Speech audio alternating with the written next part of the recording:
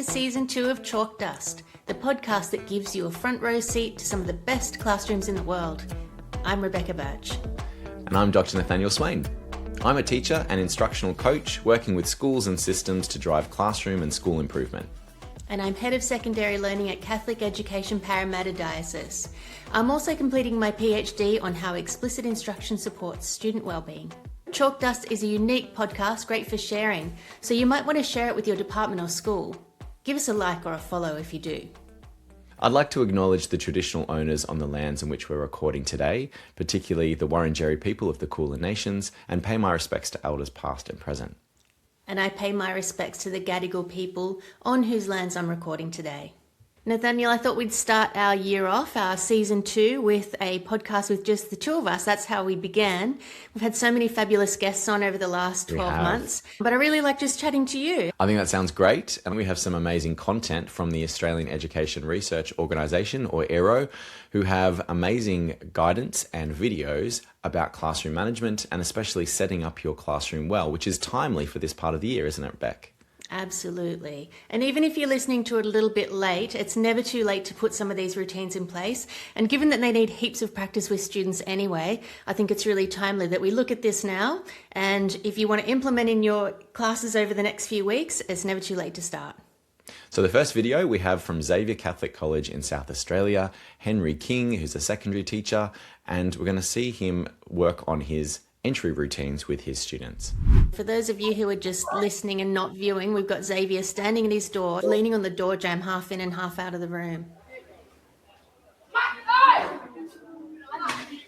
Got a big smile for his students. Let's do it. Let's go. Straight in. Good morning, Robert. Good morning, Timothy. Good morning, Orlando. Morning, Al. Morning, AJ. Good work. Take a seat, grab a wipe. Very handshakes happening, nothing gimmicky. Very genuine. Let's go, Iggy, Scooby. Shirt on. Nice behaviour reminder there. Yeah, non-verbal gesture for the uniform, getting the shirt back on. Excellent, Paddy. Good morning.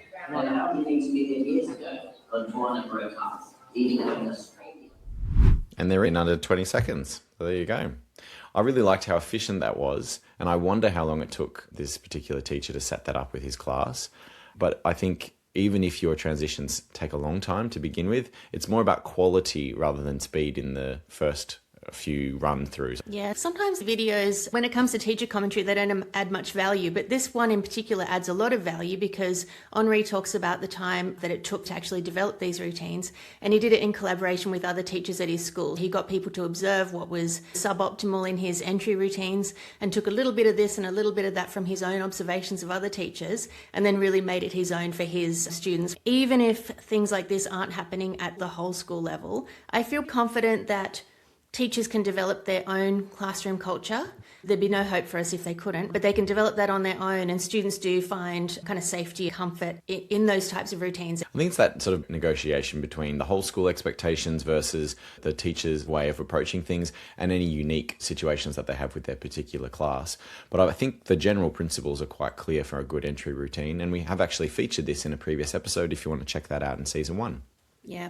What I liked here as well is that it's very subtle, but he gives that take-up time that's needed. He doesn't stand over students as he's giving them instructions. There's that strong expectation that they'll follow through, and they really do. I think they respect him as the authority and that there's a lot of trust there. He asks them to do something, they'll do it. And he has that unconditional positive regard in return. And giving them that leeway, as you're saying, not to expect it and follow up with lots of verbal, actually just using a mix of non-verbal and having that presence as well. Absolutely. We're taking a look into a kindy classroom now, which is timely for people starting school this year, including my daughter. We're seeing an example from Briar Road Public School, a school that I'm actually pleased to be working with this year.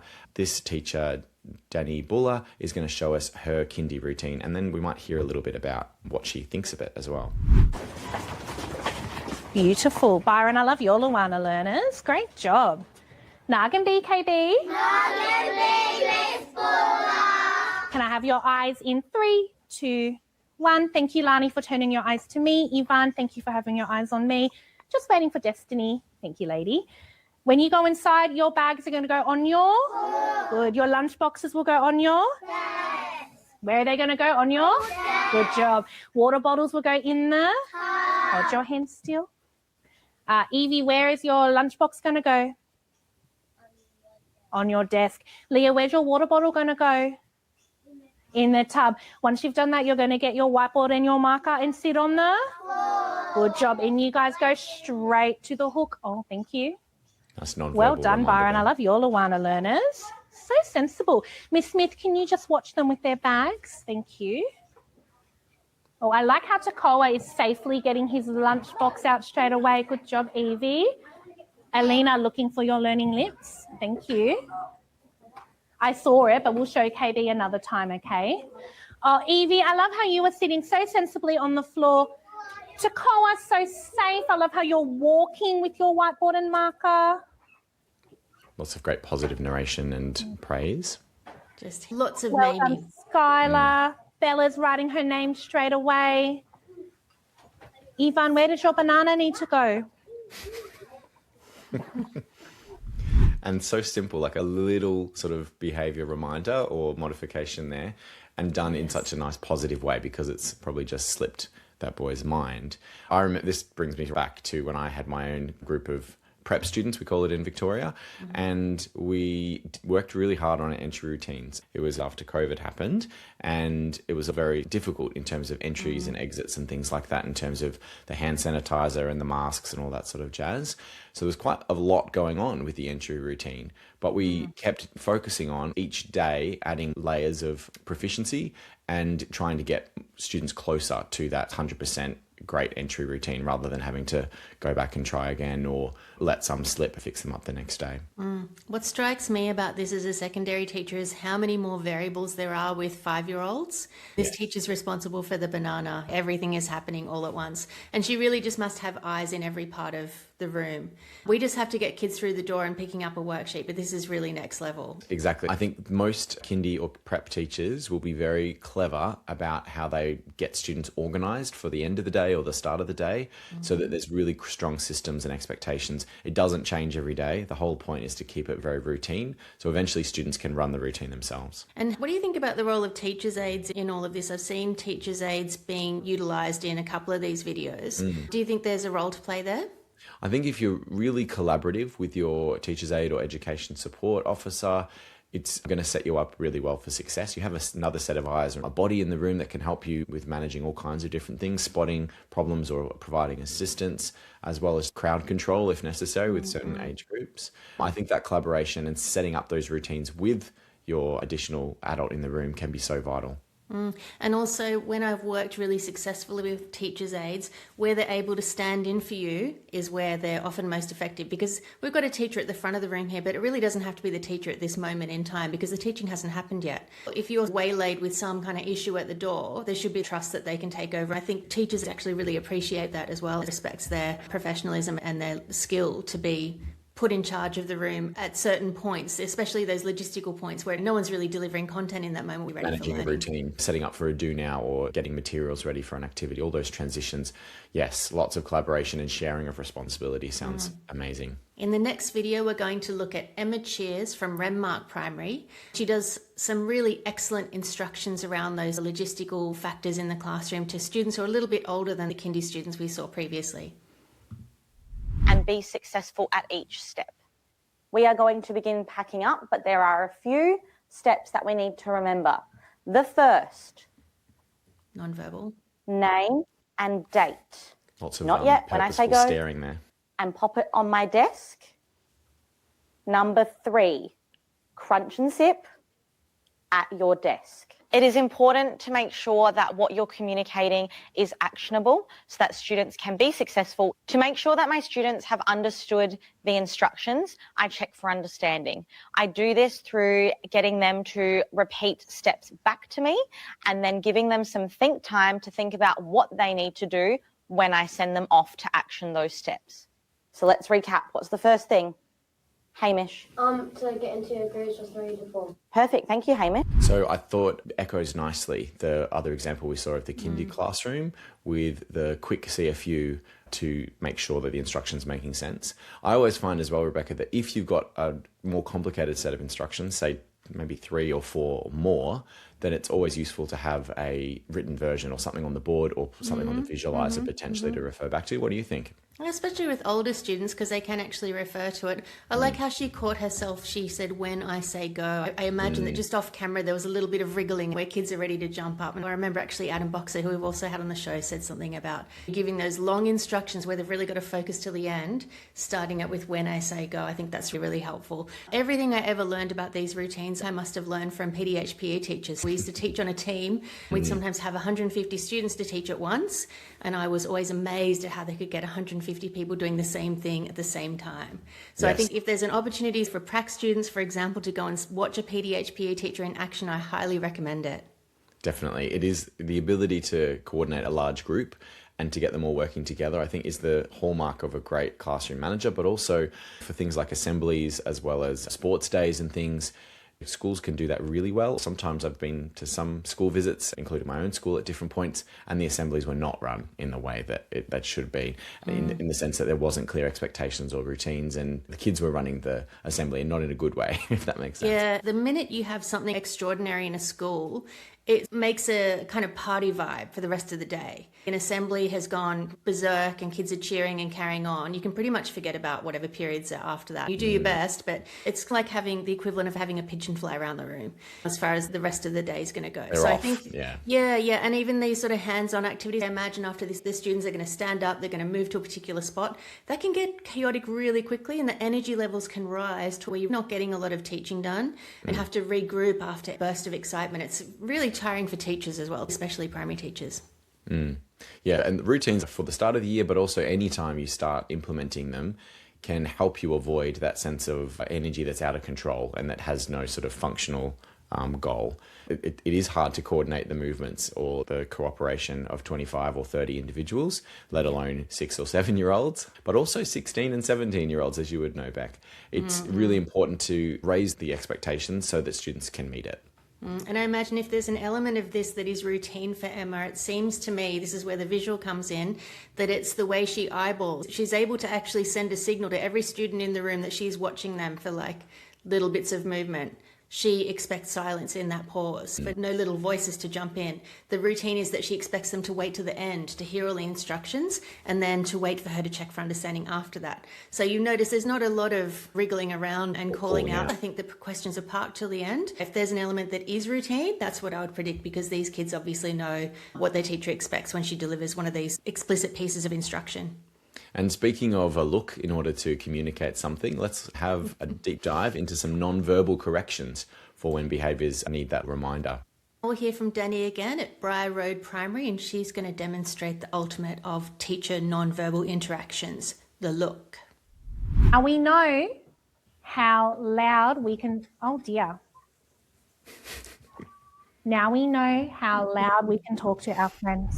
So quick and so easily done, but I think keeps very going. effective. That was gold. Now, I really recommend that you get the video out for that You've one, got to because see we've all that done facial it. We all expression. have our look. Yeah, I don't think it's just a parenting look, but definitely in parenting you use it. I remember being able to stop my child from standing up at the dinner table mid-stand with the look. Just with the Kind look. of crouch back down. It's a very useful skill. You've got to practice it, look in the mirror, try and get it ready if you haven't done it before for your own sort of children. If you need more time to finesse it, it may take some time, but definitely start doing the look if you need to. And just going back to on that sort of greeting students at the door builds a relationship, which means that the disappointment works. If you don't have that relationship, it doesn't matter how disappointed you act like you are.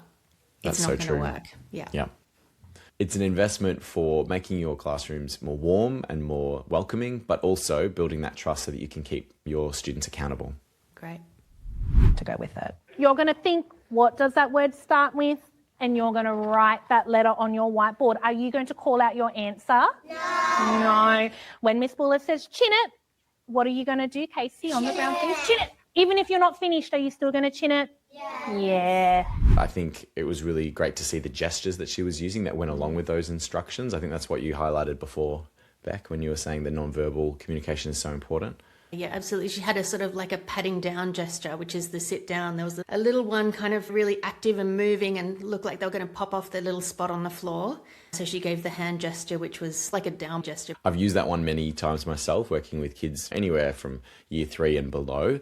It's so useful, and you don't have to say anything. You can just do it mid-sentence in the way that Danny did there, which was so powerful. I use that as a weight. If they start to ask questions or call out, I put my hand up to hold your horses and just keep talking. I've got so one. that the flow is not interrupted. Yeah, and I think I've got Danny doing another one like that here, where she's doing another non-verbal hand gesture. So let's check this one out, see how it compares.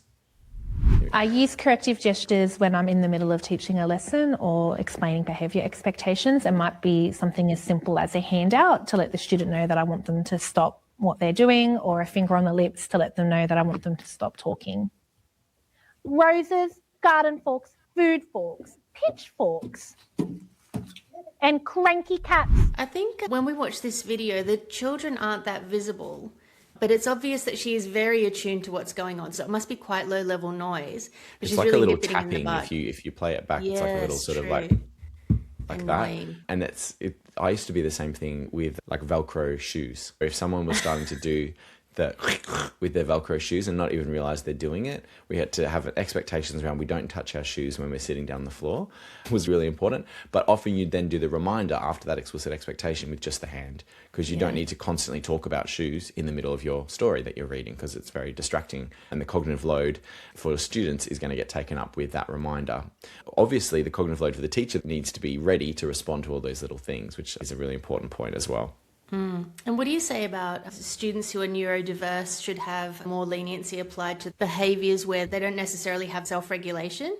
What's your answer there? I've always struggled with that, because I think if someone's going to click their pen 30 times, I might just grab it and throw it out the window. So I need a little bit of consideration, and I need to actually teach something and not be driven to distraction. What do you think about different approaches to students with neurodiversity?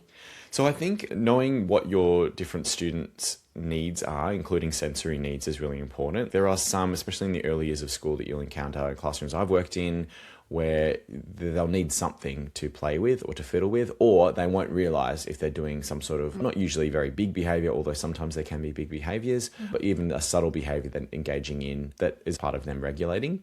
I think it's a case-by-case basis where you say, do I think I could nudge my student? We don't need the constant sort of sound. Could I move them to a quieter version if they need some sort of stimulation or calming effect? Could it be one that doesn't create that sense of disturbance for others? For example, without anything very fancy, a piece of blue tack does wonders I've for a used lot of that. kids. Yeah. Very small, very non-verbal, doesn't make any sound and doesn't disturb anyone else visually, but does provide a lot of tactile stimulation, Yes. which may be all the students need. I love that blue tack idea. Thank you.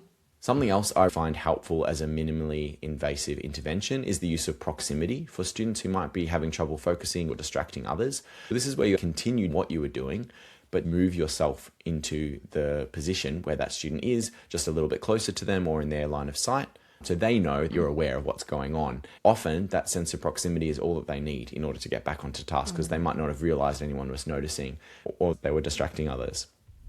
I use proximity to support me with my classroom management by maintaining the lesson flow, particularly when students are working individually or at their desks. If I notice that they're not on task, I can move closer to them so that they know that I'm monitoring them, but I don't have to stop teaching the lesson or communicating with other students. Hands on head. So she's just moving herself closer to this group of tables where there's a little bit of distraction happening. Yeah. Not even making eye contact, just walking over there. I think what she was able to do there was subtly remind without also calling attention to it and embarrassing the student. This is really helpful if you have students who are more sensitive to what the peers think of them, and it doesn't take away from the flow of the lesson as well. That is a really good segue to our next video, which is Henri again from Xavier. He talks in his commentary about working with a lot of students who are First Nations, and shame is a big thing in their culture. So anything that is minimally invasive is really useful to him. And also he talks about how they use a lot of nonverbal communication in their community. So it's actually a really apt way to have good classroom management and maintain that sense of belonging. So that's our lesson goal today. Thanks, Patty. Today we're learning about Ilinga. Success means Really quick and subtle there, that tiny pause can be so helpful. There's just a little stop in the programming, so to speak, Yeah. that can give that cue. And he didn't have that disappointed look either. He just had a neutral look, but there was a perceptible pause. So this example of interrupting yourself and pausing and waiting till you have every student with you actually links to a Teach Like a Champion technique called Strong Voice. And part of that technique where the teacher self-interrupts and pauses mid-sentence deliberately to show the student that they're not quite there. I think Henri actually did an example of that in this video quite well. So he does that pause and names his student and then says thank you. And I thought that was very Bill Rogers, is like, how do you show that you're saying basically thank you for following the rules of the class and focusing on learning. And it's very quick and subtle, and it doesn't draw heaps of attention on the student because he goes straight back. It's almost like integrating it into his teaching rather than pausing and making a big deal out of it. And I thought that could be a culturally sensitive way to do that in that environment.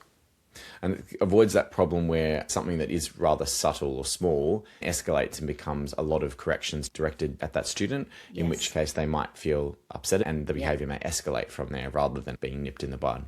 Bestows that sort of acceptance and that relationship back really quickly. And it's counterintuitive if you're thinking in really black and white terms about being the authority in the classroom, that you must always have control. I think that message where don't smile before Easter becomes a bit problematic, doesn't it? Because it means that everything's negative until you finally show some warmth after the first break, which is not a great rule of thumb. No relationships till Easter. All right, so in our last group of videos, we're going to look at the technique of circulation, where the teacher meaningfully works the room and ensures that every student is on task. We're going to hear from Niall Heron first from Briar Road as well. Before I circulate the class, I'll pause and I will scan just to make sure that everyone is following expectations before I begin to circulate. Discuss, there will be a little bit of chat. Make sure you're discussing your ideas, not just writing your own things down. Okay, off we go. It's really like free. When I first circulate the class, want to make sure that all the students are engaged and on task and meeting the instructions that they've just been given. Straight on it, boys, well done. Good job. You're going to work on a 3, remember, okay? Need a whiteboard, gentlemen. Let's get going. I'm still scanning the rest of the class and monitoring them by looking into the class as I walk around, never having my back on a row of students or tables. Nice non-verbal sort of praise there as How we well. doing, boys? What we got?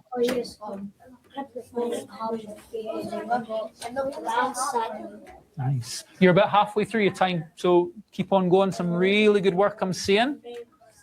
When I finish circulating, I will come back to the front of the classroom.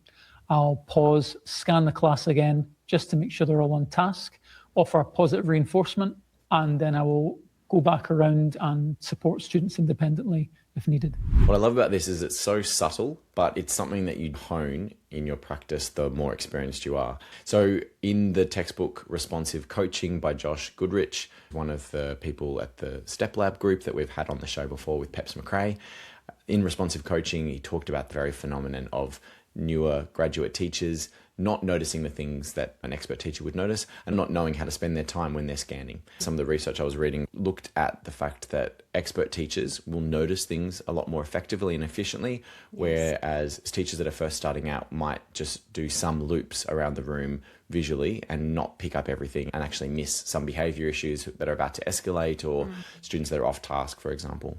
Yeah, so it's like the ocean, never turn your back on it. And I see this a lot with prackies actually, where they're trying to come across to a certain student or a group of students as that they're caring. They will get down at their level and turn their back to the rest of the class and get engrossed in the care they're giving to that one student. What the prac student doesn't realise in that moment is that while they're giving all that care and attention to one student, they're inviting chaos and shenanigans from the other 24 students in the room. I think this is a skill to hone and something to spend time watching more experienced colleagues to see how they actually scan, to see what they're looking at and use your theory of mind to figure out what the teacher might be thinking as they're scanning. Do you know what I just thought of, though, that kind of complicates things a little bit is that one of the things that early career teachers struggle with is identifying that point of need in the moment. This teacher is extremely skilled. He's diagnosing and pointing them in the right direction, almost like floating like a butterfly around the room, setting students off and unblocking things. Whereas it takes a lot of years of practice for teachers to develop that skill. Carl Hendrick talked about that as well, is that sort of library of potential issues that good teachers have in the back of their mind. So the answer is practice and observation. Obviously, with a lot of these things, there's probably no magic bullet, but it is that sort of conflict of helping and monitoring at the same time. It is a big load for early career teachers. I think having stronger routines about how group work functions or how students work with pair shares can make it easier, because you're being clear as to what you're wanting to see, and also students are being clear as to what you're expecting. So that, I think, provides a roadmap for teachers as they're getting used to this scanning goal. Is that you've got to be clear about what you're wanting and what you're looking for, and that can give you an idea of when it doesn't work, what led to that, and were there any signs before the kicking off of a student that you could have responded to beforehand. Yeah, absolutely. All right, our last segment is from Ali Lahan from Xavier Catholic College, and we're going to watch a similar sort of thing regarding circulation. Okay. So it's the 18th of July, if you need to write that down.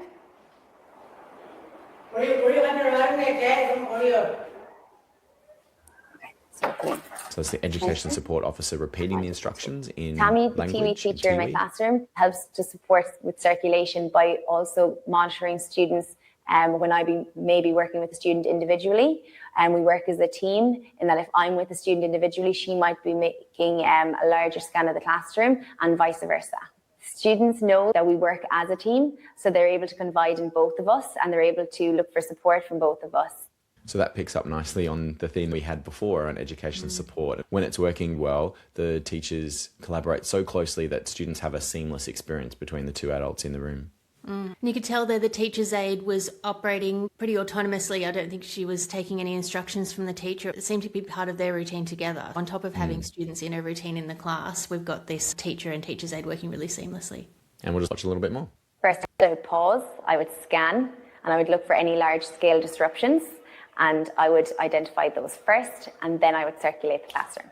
I would be very conscious of my positioning. I would make sure that I'm always able to see all of the students, and that might be making sure that I'm to the side. Well done. Okay, we're going to take those copies out and we're going to write in our division times tables. So I thought that point about being at the side to scan the room is important. I think we've talked about that on the podcast before. Being able to see the room completely is much easier from the shorter sort of angle of being in the corner of the room where you don't have to glance as such a wide arc. Yeah, standing in the middle counterintuitively is not as easy to pick up the issues, but the front and the side is better. Pastores perch.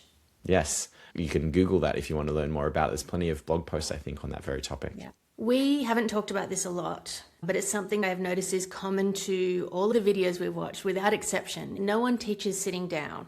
And I think because it's the start of the year, I just want to get that message out there that we probably need to get rid of the teachers' desks. It signals that we are, controlling the room. By controlling, I don't mean in a negative way, but there's safety and there's no unpredictability in the room. We're standing up, we back our content, we're excited about our teaching, we can see what's going on, and we feel excited. If you can't stand up in day one, I think it's probably time to give the game away. Rebecca's done the mic drop moment about standing up. I've got some primary or elementary caveats to share. I completely agree that you need presence and you need to be up and moving. And the sign of active teaching and active participation and circulation is that you're up and moving and at the front of the room standing up. I think if you've got students down on the floor, which many that have in the early years of school, getting down at their level is really important. So on a little wheelie chair, I quite like because you can still move around, but you're at their level. As long as no students get too close, so we don't have any squashed fingers or anything. And I think the only other thing with teachers' desks is that sometimes as a primary school teacher, because you've got so much junk that you need to move around and to have handed out, you just need a few zones. So whether it's a desk or a table cleverly placed on the side of the classroom or at the back of the classroom, you just need space to put your materials. I think some people freak out when you give that recommendation of getting rid of the teacher desk, because they say, where am I going to put my stuff? However, if the teacher desk is acting as an anchor that you're sitting behind and you're doing your teaching from behind it, that's probably why the school has opted to move the desks or to remove the desks. Secondary teachers only have to stand up and tap dance for an hour at a time in front of a particular group. We're often moving classes anyway. Yes, only a few tap dances before a break. Exactly. So what are your takeaways today, Beck? I'm going to think more about what is the least invasive method of behavioral control. Because one of the things I noticed about Henri was that it wasn't perfect, but the kids got started and came into the class. It was quite a warm atmosphere and it wasn't silent. I think I can be prone to perfectionism because of the kind of schools that I've worked at. The kids have gone with me, and now I think, was it necessary? On the other hand, maybe it was necessary because we actually ended the year pretty much like we started. But where can I loosen up and just go with the flow a little bit more perhaps? But just monitor, keep an eye on it. Probably depends on the kind of students that you're working with, but judging that situationally and going, what's going to be the sort of warmest environment that still gets the job done really efficiently? Yeah. What about you? I'm thinking I've also felt some affirmation from these videos today. Some feedback I've had on my teaching is that I come across as a little bit laid back. And I took that as a bit offensive when I received that. Being like, oh no, that means I'm lazy. The person giving me the feedback clarified and said, no, actually, it's because you come across genuinely and because people can see that you're doing things from a place of care and not overly performing what you're doing. And so I think what I love about these videos is that the personality of the teachers do shine through and they're being themselves, but they're also being really clear about their role. So if you're implementing routines in your schooling preparation or getting the year started, don't lose yourself in the work that you're doing. Be clear about what you want to achieve. Be sure about the active ingredients to allow the routine to work well, help students feel supported and rehearse and get feedback and get to mastery, but do it in a way that's authentic to you. Find your authentic teacher voice and presence. Yeah, and I'm going to go a bit meta here and say that social media and podcasts like ours have a role to play in that as well. A lot of the commentary around teaching and learning is that it's not good enough for X and Y reason, and I think there can be a pressure towards perfectionism. So I think that's a really good message to start the year with as well, is don't go for impossible standards. Don't let great get in the way of good. Yeah. And I think it's a balance, isn't it? Because you don't want to get so relaxed and laid back, which is the feedback I got, that you then let things slip and you become a teacher that doesn't help your students achieve and use the time available. But you also don't want to lose yourself in the process of becoming a bit tighter with your routines or turning yourself into a more efficient teacher. Get that balance right, and I think we can be genuine but also very effective. I think that's a great note to end it on. If you have enjoyed this podcast or any of our other episodes, make sure you go onto one of your favourite listening platforms and click like or follow. You'd be doing us a huge favour by supporting our work and spreading the word about Chalk Dust. See you next time. See you next time.